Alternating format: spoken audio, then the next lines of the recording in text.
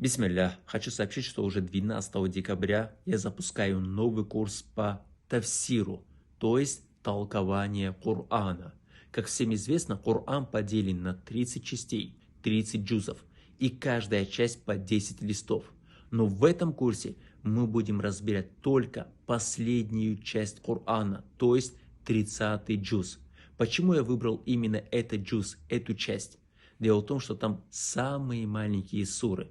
Легче всего заучить, и также больше всего в намазе мы читаем именно эти суры. Поэтому я решил сделать тафсир именно по этой части, чтобы мы понимали и осознавали, что мы заучиваем и что мы читаем в намазе. Любой человек, который желает вступить в этот курс, у вас есть возможность. Будь это мужчина или женщина, взрослый или молодой.